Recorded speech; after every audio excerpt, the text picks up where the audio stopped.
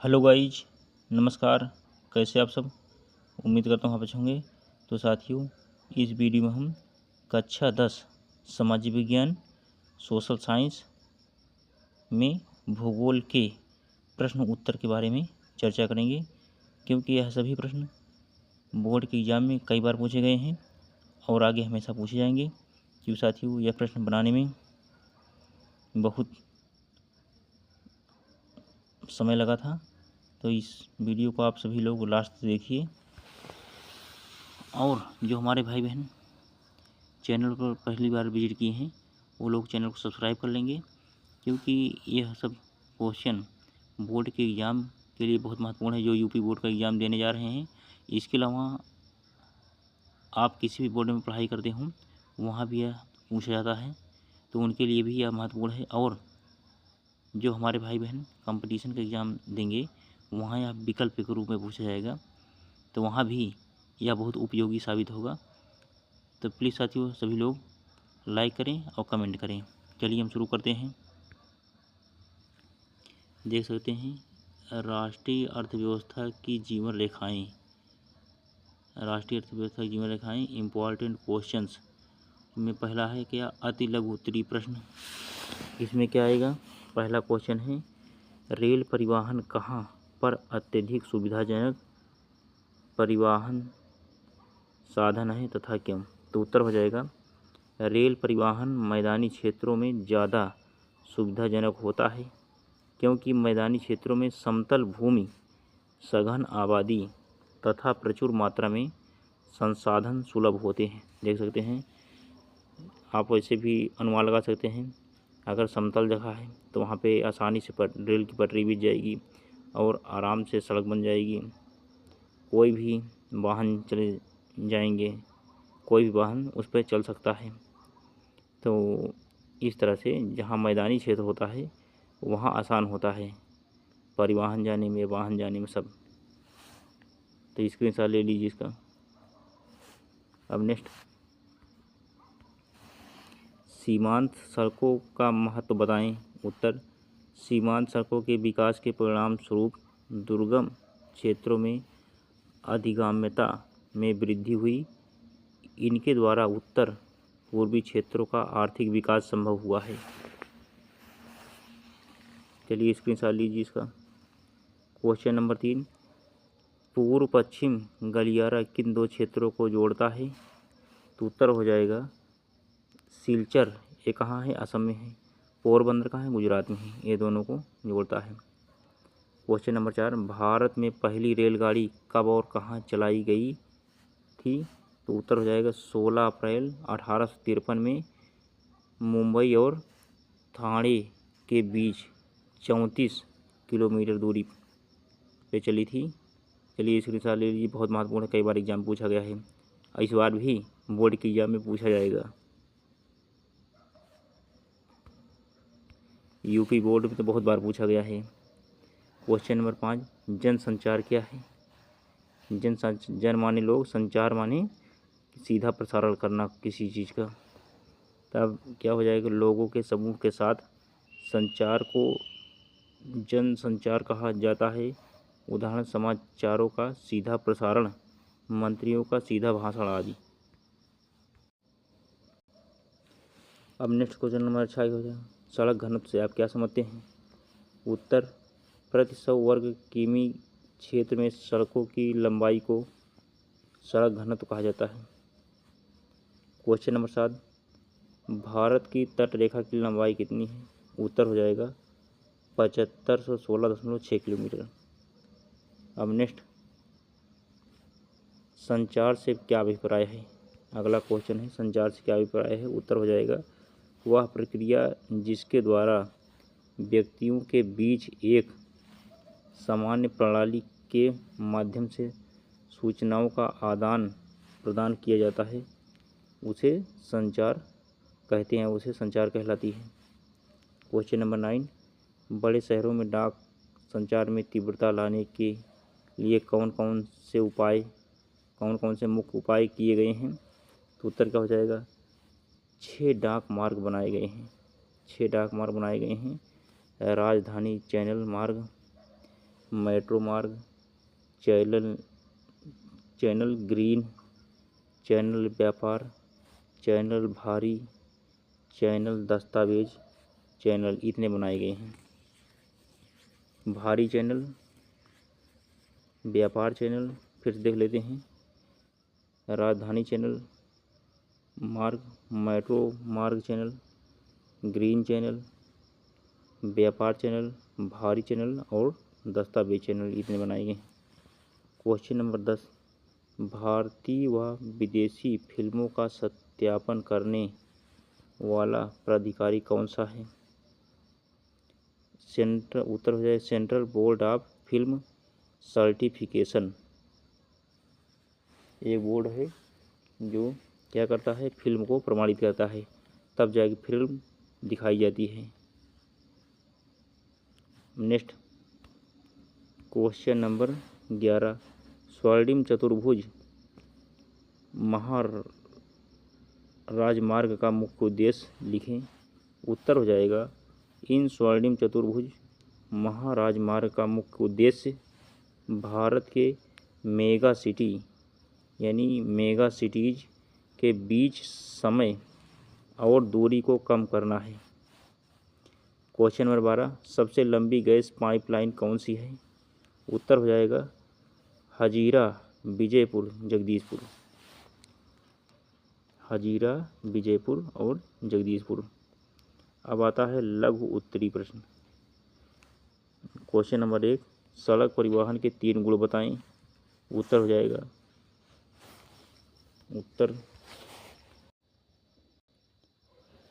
उत्तर हो जाएगा नंबर 1, सड़क निर्माण में लागत कम आती है। नंबर 2, ऊंचे उबड़ खाबड़ तथा विभिन्न भूभागों में भी सड़कें बनाई जा सकती हैं।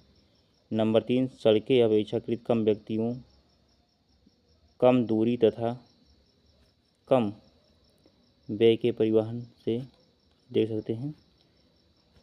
यहाँ पे लिखा गया है सड़कें अपेक्षाकृत कम व्यक्तियों, कम दूरी तथा कम वस्तुओं के परिवहन में मितव्ययी हैं। क्वेश्चन नंबर 2 है, व्यापार से आप क्या समझते हैं? स्थानीय व अंतर्राष्ट्रीय व्यापार में अंतर स्पष्ट करें। उत्तर क्या हो जाएगा? विभिन्न राज्यों या देशों में मध्य विभिन्न प्रकार की वस्तुओं एवं सेवाओं के लेन देन को व्यापार कहा जाता है। अब अंतर्राष्ट्रीय एवं स्थानीय व्यापार में निम्नलिखित अंतर। चलिए, एक तरफ क्या है अंतर्राष्ट्रीय व्यापार, दूसरी तरफ स्थानीय व्यापार, देख सकते हैं। तो आंसर हो जाएगा एक तरफ अंतर्राष्ट्रीय व्यापार, दूसरा स्थानीय व्यापार। तो पहला इसमें है व्यापार 2 देशों के बीच होता है, इसमें व्यापार देश के अंदर ही होता है। इसमें क्या है, यह समुद्र, वायु या भूमि मार्ग से हो सकता है, यह सड़क या रेलवे के माध्यम से हो सकता है। नंबर 3, किसी देश के अंतर्राष्ट्रीय व्यापार की उन्नति उसकी आर्थिक समृद्धि का सूचक है। अब स्थानीय में क्या है? स्थानीय व्यापार का आगे बढ़ना स्थानीय लोगों की आर्थिक समृद्धि का प्रतीक है। स्क्रीनशॉट ले लीजिए इसका। नेक्स्ट क्वेश्चन नंबर 3 क्या है? सीमांत सड़कों का महत्व बताएं। उत्तर, किसी देश के सीमावर्ती क्षेत्रों में सीमांत सड़कों का अत्यधिक महत्व होता है। इन सड़कों की सीमावर्ती क्षेत्रों तक पहुंच आसान और सुलभ है। यह हमारी रक्षा तैयारियों को भी मजबूत करता है। क्वेश्चन नंबर 4, जनसंचार साधनों से होने वाले किन्हीं 3 लाभों की चर्चा कीजिए। उत्तर, स्वास्थ्य मनोरंजन करता है। नंबर 2, राष्ट्रीय कार्यक्रम और नीतियों के बारे में जागरूक करता है। नंबर 3, ज्ञानवर्धक है। नंबर 4, खेल संबंधी कार्यक्रमों को प्रसारित किया जाता है। नंबर 5, दूरदर्शन राष्ट्रीय समाचार और संदेश का माध्यम है। चलिए स्क्रीनशॉट ले लीजिए इसका साथियों। नेक्स्ट नंबर 5, आज भारतीय रेल के सामने कौन कौन सी समस्याएं हैं? उत्तर, बिना टिकट यात्रा, जंजीरों को अनावश्यक रूप से खींचने से देरी और व्यवधान उत्पन्न होता है, जिसके परिणाम स्वरूप ट्रेनें देर से चलती हैं, अत्यधिक भीड़, ये सब समस्याएं हैं। आजकल लोग क्या करते हैं कि गाड़ी जा रही है और टिकट नहीं लिए हैं, फिर चढ़ लिए और बिना किसी कारण के चेन खींच दिए। इस तरह से दोनों तरफ से सरकार का नुकसान हो जाता है, इसीलिए भारतीय रेल में समस्याएं उत्पन्न होती हैं। आगे क्या है?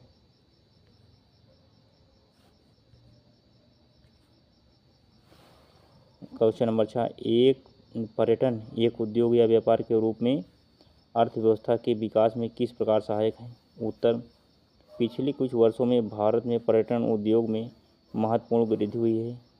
150 लाख से अधिक लोग इस उद्योग में लगे हुए हैं पर्यटन में। इसके बाद फिर स्थानीय हस्तकला और सांस्कृतिक उद्यमों को विकास के अवसर प्राप्त हुए हैं। अब नेक्स्ट, विदेशी मुद्रा की प्राप्ति। नेक्स्ट, राष्ट्रीय एकता को बढ़ावा। चलिए स्क्रीनशॉट ले लीजिए इसका। अब आगे क्या है? स्वर्णिम चतुर्भुज महाराजमार्ग की 3 विशेषताएं लिखिए। उत्तर क्या हो जाएगा? नंबर 1, यह 6 लेन वाला राजमार्ग है। स्वर्णिम चतुर्भुज यह 6 लेन वाला महामार्ग है। 6 लेन वाला महामार्ग है, ये देख लीजिए। नेक्स्ट, यह भारत की मेगा सिटीज दिल्ली, मुंबई, चेन्नई व कोलकाता को जोड़ता है। यह मेगा सिटीज के बीच की दूरी व समय को कम करता है। यह राष्ट्रीय राजमार्ग प्राधिकरण NHAI यानी national highway authority of India के अधिकार क्षेत्र में है, यानी भारत सरकार का है। यह हमारे देश की एक प्रमुख सड़क विकास परियोजना है। क्वेश्चन नंबर 8 क्या हो जाएगा साथियों? 3 रेलवे क्षेत्रों व उनके मुख्यालयों के नाम लिखिए। ये आता है, हर बार पूछा जाता है। क्या है उत्तर क्या हो जाएगा? उत्तरी रेलवे क्षेत्र नई दिल्ली, पश्चिमी रेलवे क्षेत्र मुंबई, अब दक्षिणी रेलवे क्षेत्र चेन्नई। स्क्रीनशॉट ले लीजिए इसका। क्वेश्चन नंबर 9, पेट्रोलियम और प्राकृतिक गैस के परिवहन में पाइप लाइनों के लाभ बताइए। उत्तर क्या हो जाएगा? यह दुर्गम क्षेत्रों, घने जंगलों, रेगिस्तानों और ऊंचे पहाड़ों पर परिवहन का सस्ता साधन है। यह वाहनांतरण हानियों तथा देरी को घटाता है। क्वेश्चन नंबर 10, सड़क परिवहन के 2 गुण बताइए। उत्तर क्या हो जाएगा? अपेक्षाकृत उबड़ खाबड़ व विच्छिन्न भूभागों पर सड़कें बनाई जा सकती हैं। अधिक ढाल प्रवणता तथा पहाड़ी क्षेत्रों में भी सड़कें निर्मित की जा सकती हैं। यह घर घर सेवाएं उपलब्ध करवाता है तथा सामान चढ़ाने व उतारने की लागत भी अपेक्षाकृत कम है।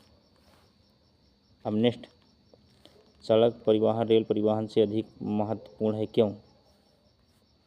देख सकते हैं। उत्तर क्या हो? सड़क परिवहन रेल परिवहन से पहले प्रारंभ किया गया। अब आगे क्या हो जाएगा? निर्माण तथा व्यवस्था सुविधाजनक है, हमें घरों तक पहुंचाती है। पहाड़ी क्षेत्रों, दुर्गम क्षेत्रों तथा ऊबड़ खाबड़ स्थानों पर भी आसानी से बनाई जा सकती है। अन्य परिवहन साधनों में सड़क परिवहन एक कड़ी के रूप में काम करता है। अब आगे क्या हो जाएगा? क्वेश्चन नंबर 12, वायु परिवहन के महत्व को स्पष्ट कीजिए। उत्तर, आरामदायक साधन है, सभी साधनों के मुकाबले सबसे सस्ते हैं, दुर्गम स्थानों के लिए उपयुक्त है, कम समय में दूसरे स्थान पर पहुंचा देता है, बॉर्डर पर सेना के रखरखाव व भोजन संबंधी जल्दी से पहुंचाने हेतु महत्वपूर्ण है। नेक्स्ट, अब दीर्घ उत्तरी प्रश्न क्या हो जाएगा? दीर्घ मतलब बड़ा। क्वेश्चन नंबर 1, पिछले आ गया, थोड़ा टाइप में साथियों वो हो गया था, पिछले है। पिछले 15 वर्ष में वर्षा है। पिछले 15 वर्ष में अंतर्राष्ट्रीय व्यापार की बदलती प्रवृत्ति पर एक लेख लिखें। उत्तर का विगत 15 वर्षों में भारत के विभिन्न व्यापार में भारी परिवर्तन देखने में आया है। वर्तमान में भारत से वस्तुओं के आदान प्रदान की सूचनाओं, ज्ञान और प्रौद्योगिकी के आदान प्रदान में बढ़ोतरी हुई है। आज भारत विदेशी व्यापार में एक सॉफ्टवेयर महाशक्ति है। भारत के विदेशी व्यापार की कतिपय महत्वपूर्ण प्रवृत्तियाँ इस प्रकार हैं। भारत द्वारा आयातित वस्तुओं में पेट्रोलियम उत्पादकों में बढ़ोतरी का प्रतिशत 41.87%, 41.87 यानी 41.87% तथा कोक तथा कोयले का गोला एवं कोयले का आयात 94.17% रहा। भारत द्वारा तकरीबन यानी 67.01% उर्वरकों का विदेशी में आयात किया जाता है, यानी विदेशों में आयात किया जाता है। भारत द्वारा किए जाने वाले बृहद मशीनरी के आयात में 39.09% की वृद्धि हुई है। अब आगे पिछले 3 दशकों के दौरान भारत के पर्यटन उद्योग में काफ़ी बढ़ोतरी हुई है। वर्ष 2004 के दौरान इसमें यानी 23.5% की बढ़ोतरी दर्ज की गई, जिसके परिणामस्वरूप 21,828 करोड़ रुपए विदेशी मुद्रा की प्राप्ति हुई। ये कब हुआ था? 2004 में। नेक्स्ट, अब पाइपलाइन परिवहन के लाभ बताइए। उत्तर क्या हो जाएगा? पाइपलाइन द्वारा शहरों और उद्योगों में पानी पहुंचाने के साथ गैस, खनिज तेल को एक स्थान से दूसरे स्थान तक पहुंचाया जाता है। समय की बचत होती है, बीज की चोरी और बर्बादी को रोका जा सकता है। पाइपलाइन बिछाने की लागत अधिक है, परंतु इसको चलाने की लागत कम है। पाइपलाइन द्वारा परिवहन शीघ्र, सुरक्षित और आसान हो जाता है। रेलों पर बढ़ते दबाव को कम किया जा सकता है। क्वेश्चन नंबर 3 देखिए साथियों, क्या है? संचार के कौन कौन से मुख्य साधन हैं? इनका भारतीय अर्थव्यवस्था पर सकारात्मक भूमिका का संक्षेप में वर्णन करें। उत्तर हो जाएगा व्यक्तिगत संचार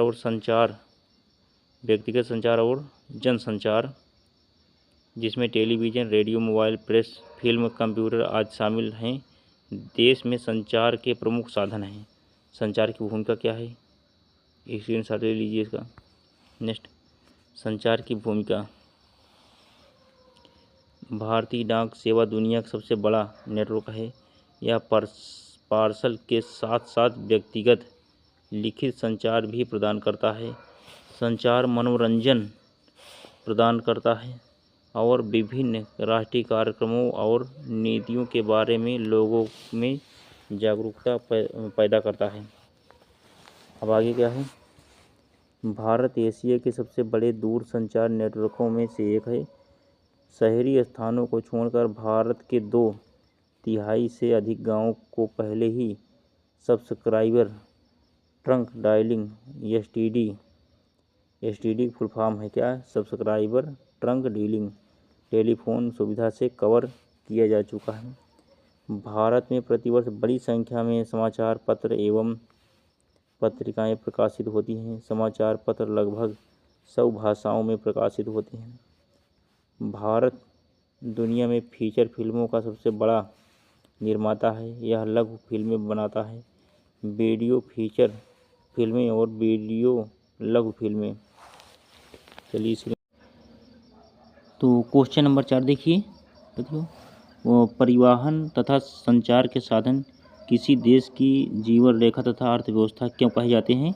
उत्तर हो जाएगा परिवहन और संचार के सभी तरीके दुनिया को करीब लाने का प्रयास करते हैं। जैसे रेलवे, जलमार्ग, सड़कों, एयरलाइनों का एक अच्छा नेटवर्क माल और लोगों को तेज़ी से यात्रा करने में मदद करता है और किसी देश को जीवन रेखा प्रदान करता है।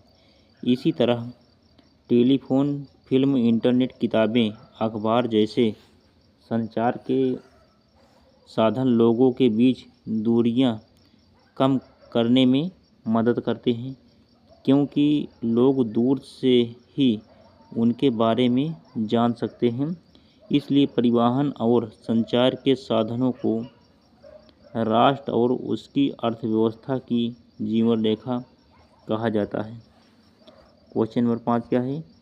रेलों के जाल के असमान वितरण के कारण लिखिए। उत्तर क्या हो जाएगा? मैदानी भागों में, चलिए स्क्रीनशॉट ले लीजिए इसका। उत्तर लिखिए, मैदानी भागों में निर्माण व लागत कम और आसान है। नंबर 2, पर्वतीय भागों में निर्माण कठिन व लागत अधिक होती है। नेक्स्ट को नंबर, मैदानी भागों में जनसंख्या घनत्व अधिक है, जिसके कारण रेलों का जाल बिछा है। मरुस्थलीय व पठारी भागों में औद्योगिक व कृषि कार्य विकसित न होने के कारण रेलों का घनत्व कम है। प्रशासकीय कारणों व सरकारी नीतियों के कारण भी रेलवे का विकास प्रभावित होता है। इसका स्क्रीनशॉट ले लीजिए साथियों। चलिए एक क्वेश्चन हुआ दीर्घसूत्री पूरा, और इसी के साथ आप पूरा अध्ययन कर लेंगे साथियों रोक करके। तो आप वीडियो को 1-2 बार देखेंगे तो आपके दिमाग में बैठ जाएगा और एग्ज़ाम में आप बेहतर करके आएंगे और अच्छे नंबर पास हो जाएंगे। ऐसी आशा, उम्मीद, विश्वास साथ अब हम अपनी वाणी को विराम देता हूँ। जय हिंद, जय भारत, वंदे मातरम।